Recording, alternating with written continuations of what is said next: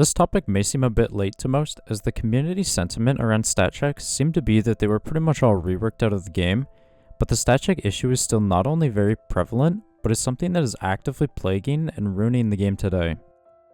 This is because while most people believe that older champions and their simplistic designs were the root cause of the issue, the actual root issue is counterplay, which is quite different. To explain what I mean, let's look at Aurelia. Aurelia's old kit had 2 pointing clicks, 2 passives, and an ult that was pretty much unmissable. You typically ran at the enemy and pretty much just clicked them until they died. Unlike the rework, you couldn't mistime your W, miss your E or ult, or improperly time a Q to not get the reset for your passive. But despite this, both kits are stat checks because neither have significant counterplay. This is because counterplay is based on whether or not the enemy can outplay you, not whether or not you can misplay. Skill shots only dip into counterplay when the enemy can dodge. So for an ability like Mordekaiser Q or Zera W, while they still are technically skill shots, they don't really have counterplay because it's almost entirely up to the user missing rather than the enemy dodging through variables like telegraphing, speed, and size.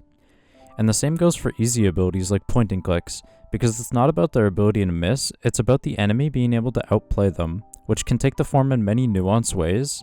For example, Yumi.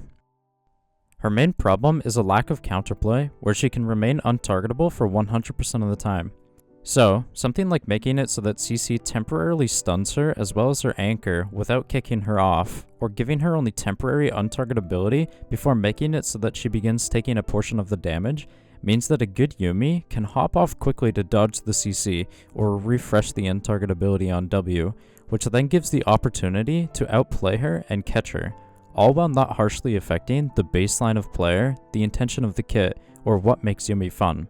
And then that also now means Yumi doesn't need the harsh 5-second penalty before reattaching anymore, because it can happen more often. So now taking this and going back to the Aurelia example. Yes, the old kit did lack counterplay, but just like the new one, you can simply add counterplay by something like her W being extended by attacking enemies with a shorter overall duration, so that a good player can space and wait her out to reduce her power, and then turn on her when the duration ends. Or maybe the healing on W only applying if you recently took champion damage, so that the enemy could stop you from healing by spacing you. And the reason this works is due to one major thing, which is that the counterplay reduces the power from 100% to below 100%, making missing a punishment rather than hitting a reward.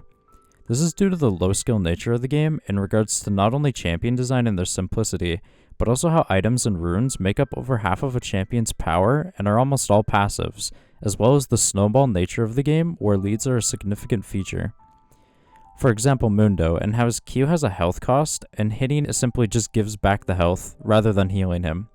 It means that when the Mundo is ahead, the enemy dodging the cleavers punishes the Mundo more and brings down Mundo, meaning that the stat lead he needs to stat check the enemy is higher, which lets the person who outplayed the Mundo win the fight more consistently.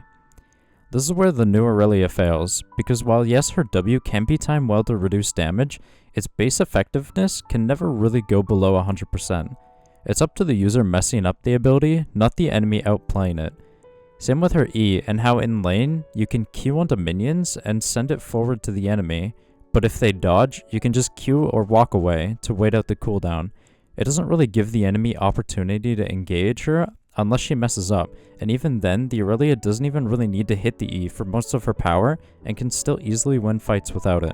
This is why I think old champions for the most part were more fun, and why many of us like the old champion designs more, despite newer champion designs having many very prominent upgrades over the years that have made them better, like kit synergies and fluidity, because counterplay makes the game more enjoyable to play.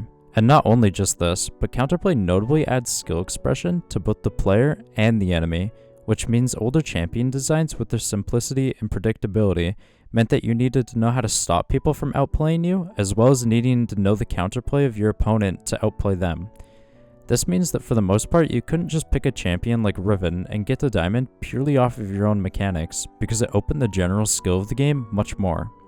And this is also why I think old Udyr has more skill expression than new Udyr, because while yes, new Udyr does have the awaken mechanic that adds more to the kit in general, the old Udyr had the very notable counterplay of needing to run at the enemy for all of your power due to how low range and low mobility he was. It meant that in many cases, Udyr was weak, like teamfights against champions who were good at kiting or had CC, which meant Udyr had the skill expression of needing to know how to play around his weaknesses, just the same as playing around his strengths. You needed to know how to play teamfights on a per-game basis based on the enemies and unpredictable variables, as well as when a teamfight is just not the play and doing something else like split pushing is your optimal play. Udyr's ult randomly slows to prevent kiting from being possible. His shield is like twice the strength and heals the same amount in 2 attacks that old Udyr would need in 10, and his E has CC immunity on it. This is why the stat check issue is not only just not dead, but was never addressed and only made worse over the years indirectly.